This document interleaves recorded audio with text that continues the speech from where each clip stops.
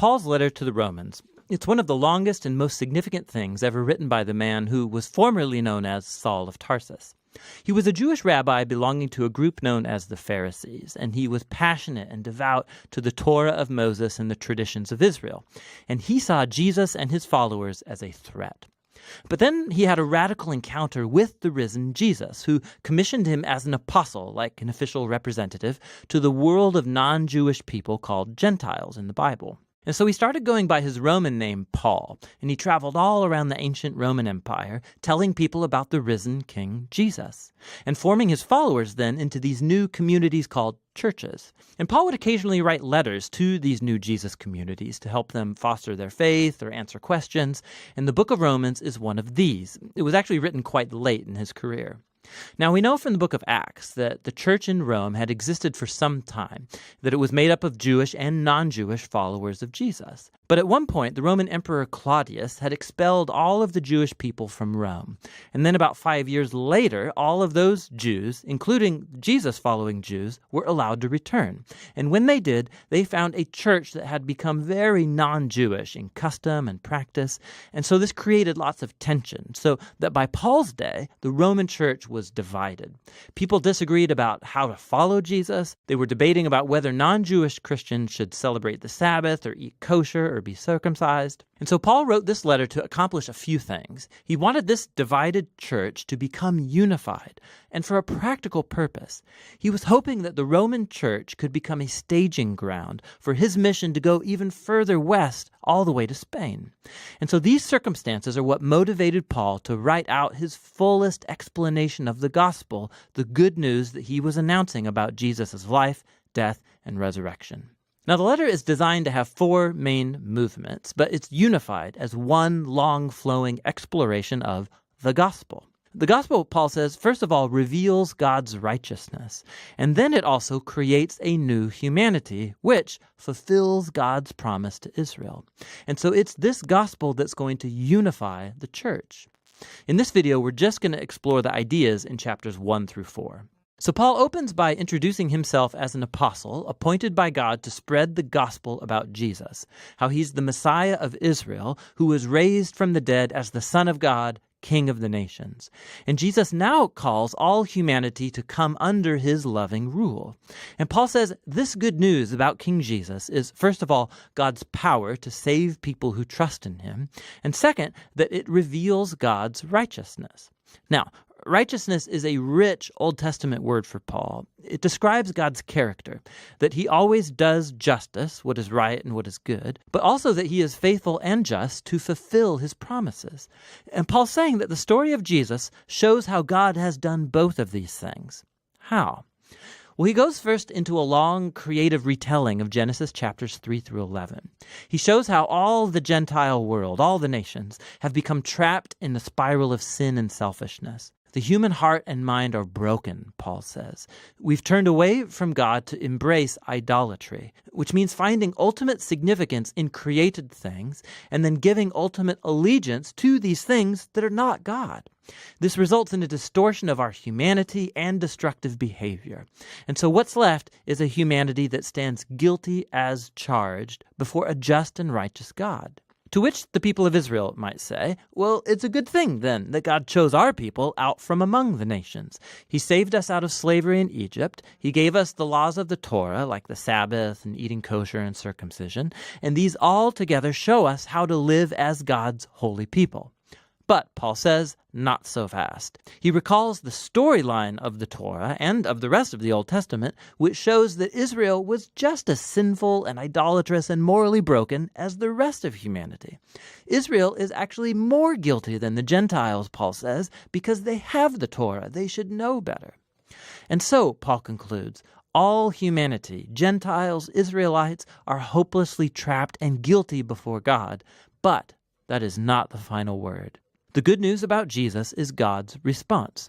Instead of holding humanity guilty, Jesus came as Israel's Messiah to die on behalf of all people as a sacrifice for sins.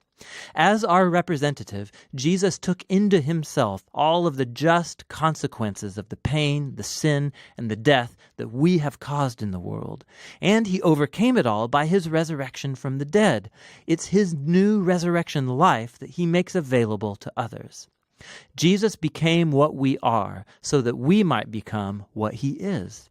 And all of this, Paul says, is how God justifies those who trust or have faith in Jesus. Now, justification is another rich Old Testament term for Paul, and it's related to God's righteousness. It literally means to declare righteous. Because of what Jesus did on our behalf, we are given a new status before God. Instead of finding us guilty, God declares that a person is in a right relationship with him and is forgiven. Justification results in a new family. The person who trusts in Jesus is given a place among God's covenant people. Justification also results in a new future, which begins a journey of life transformation by God's grace. And so all of these things about justification are God's gift to those who through their faith are in Christ. And so this leads Paul in chapter 4 to explore the huge implications that all of this has for who can be a part of God's covenant family. He goes back to the story of Abraham in Genesis chapter 15. Before any of the laws of the Torah were given to Israel, Abraham was justified or declared righteous before God. How? Well, God promised that Abraham would become a father of a large multi-ethnic family that would receive God's blessing. But he and his wife Sarah, they were really old. They had never been able to have children. But nonetheless, Abraham had radical faith and trust in God's promise, and so God declared him to be righteous. And so Paul says, now Abraham has become the father of God's new covenant family, and it's spreading all around the world. It's made up of Jews and Gentiles who have the same kind of faith and trust in the one who fulfilled God's promise to Abraham, Jesus the Messiah. So let's pause and summarize Paul's main ideas here in chapters 1 through 4, because they're the foundation for understanding the rest of the letter. All humanity is hopelessly trapped in sin and needs to be rescued. That rescue, however, is not going to happen by people trying to obey the laws of the Torah. Rather, God's righteous character has moved him to rescue the world through Jesus' death and resurrection, so that he could create that multi-ethnic family of Abraham based on faith as his own new covenant people. And so Paul's going to go on to show how this new family is a part of something much, much bigger that calls them to a whole new way of life together. But it's all going to be rooted in these core ideas explored in chapters 1 through 4 of Paul's letter to the Romans. Paul's letter to the Romans. Check out the first video where we explored who Paul was, why he wrote this letter, and where we trace the core ideas of chapters 1 through 4. That all humanity is hopelessly trapped in sin and needs to be rescued. That this rescue is not going to happen by people trying to obey the laws of the Torah. Rather, God's righteous character has moved him to rescue the world through Jesus' death and resurrection so that he could create a faith-based multi-ethnic family of Abraham as his people. Now, in the remaining 3 movements of the letter to the Romans, Paul is going to develop these ideas even more. So remember, Paul's exploration of justification by faith, that when people trust Jesus' death and resurrection was for them, they're given a new status, they're right with God, they're placed in a new family, the covenant people of Abraham, and they're given a new future, the hope of a transformed life. Now Paul wants to show how this reality should reshape every part of our existence, because being in this family means being a part of a new humanity that God is creating through Jesus and the Spirit. So Paul goes back to the first human character of the biblical story, Adam. His name means humanity. And Adam, like all humanity after him, has chosen sin and selfishness. And so everyone faces God's judgment because we've become slaves to sin's influence, resulting in death. But then Paul contrasts Adam with Jesus, who he says is the new Adam, a human who lived in faithful obedience to God, shown through his act of sacrificial love. And now Jesus offers his life as a gift to others so that they can be justified before God. And so Jesus stands as the head of a new humanity that is being transformed by this gift, which leads him to chapter 6. Paul reminds these Christians in Rome that choosing to follow Jesus means leaving their old Adam-like humanity and entering into the new Jesus-like humanity. and their baptism was a sacred symbol of that transition. Their old humanity died with Jesus, and their new humanity was raised with him from the dead. So when a person trusts in Jesus, their life becomes joined to his life. What's true of him is now true of them. It's when people accept their identity as Jesus-like humans that they are liberated to become the wholehearted humans who can truly love God and their neighbor. Now, if creating this new humanity was always God's purpose, Paul asks in chapter 7, what then was the point of God giving Israel the law, or in Hebrew, the Torah? Now, side note, when Paul uses this word law, he sometimes means the storyline and message of the first 5 books of the Bible, but other times he's more specifically referring to the hundreds of commands given through Moses and that are found in the Torah. The second meaning is Paul's focus here. What was the purpose of all those commands? Paul says that the commands of the Torah were good. They showed God's will for how Israel was to live. But if you read the storyline of the Torah, Israel broke all those commands. The more laws Israel received, the more they replayed the sin of Adam and rebelled. So even when God gave his people specific moral rules to obey, that did not fix the problem of the sinful human heart. And so paradoxically, these rules made Israel even more guilty. But, Paul says, that paradox is the point. God's goal was to make it crystal clear that it's evil that's hijacked the human heart, and that the Torah, good as it is, could not do a thing about it. But, Paul says in chapter 8, the solution has arrived in Jesus and the Spirit. And here's how. The commands of the Torah acted like a magnifying glass. It focused the problem of the human condition into one place, the people of Israel. But now Israel's representative, Jesus the Messiah, has paid for and dealt with all of that sin through his death and his resurrection. And now Jesus has released his Spirit into his new family to transform their hearts so that they can truly fulfill the call of all of the Torah's commands to love God and neighbor. And there's more.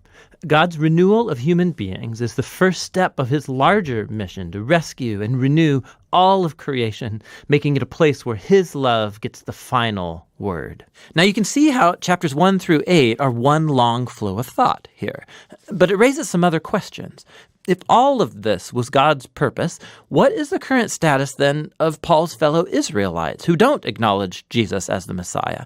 How does this story fulfill God's promises to them? Well, Paul begins in chapter 9 with his own anguish over fellow Israelites who don't think Jesus is their Messiah.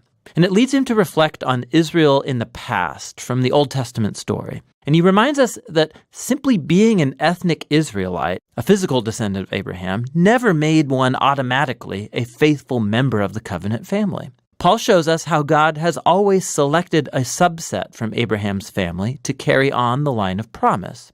And his point is that now that line of promise is carried on by those who follow Jesus.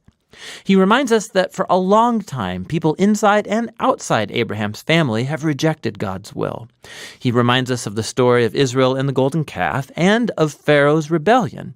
He shows us how God was able to orchestrate events so that people's rejection of him actually accomplished his redemptive purposes. And so in chapter 10, Paul turns his focus to Israel in the present. The reason many Israelites reject Jesus is because they're basing their covenant relationship with God on their performance of the commands in the Torah. And so sadly, they don't recognize what God has done through Jesus to create a new covenant family on the basis of faith. And so Paul asks in chapter 11, what is Israel's future? Has God written off his people? No, he says. There are tons of Jewish people, including himself, who do recognize Jesus as their Messiah, but there are also a lot who don't. But God has been able to use their rejection for his own purposes. It's caused the gospel to spread even quicker and farther into the Gentile world, making the family of Abraham even larger and more multi-ethnic. Paul describes God's covenant family as a big olive tree, and the rejectors of Jesus have been broken off, so to speak, and these Gentiles are like wild branches that have been grafted into the family tree. However, Paul says, one day Jesus will be acknowledged by his own people. He doesn't offer any details about how. Paul simply trusts God's character and promise that he won't give up on his covenant people. which transitions into the final section of the book, chapters 12 through 16. But remember the big picture. Because of their faith in Jesus, Jews and Gentiles are now together Abraham's family, that new humanity that's being transformed by God's Spirit. And so, this is how God's fulfilling his ancient promises. Therefore, the only reasonable response is for these Jews and non-Jewish Christians to be unified as the church. In chapters 12 to 13, he shows that this unity will come from a commitment to love and forgive each other. Love will look like everybody using their diverse gifts and talents to serve one another in the church. And it will also mean humility and forgiveness. When these different ethnic groups and cultures come together in Jesus, conflict is inevitable, and it can only be overcome through the hard work of forgiveness and reconciliation. This is how they will show the greatest of Christian virtues, love, which fulfills the Torah's greatest commands to love God and love your neighbor as yourself. In chapters 14 and 15, he focuses specifically on the issues that are creating ethnic divisions in the Roman church. These are disputes about the Jewish food laws and the Sabbath. And Paul says these practices don't define who's in or out of Jesus' family. And if people differ over these culturally important but non-essential issues, they need to learn how to respect each other's differences. And it's in this way that love will heal and unify Jesus' family. Paul closes the letter by first commending Phoebe, who's a key leader in the church of Cenchreae. She had the honor of carrying and perhaps even reading this letter aloud to the Roman churches for the first time. Paul then concludes by greeting all the people that he hasn't seen for a long time, and that's the end. Whoa. You can see better now how all the pieces of this letter fit together and show what a profound masterpiece it truly is. That's what the letter to the Romans is all about.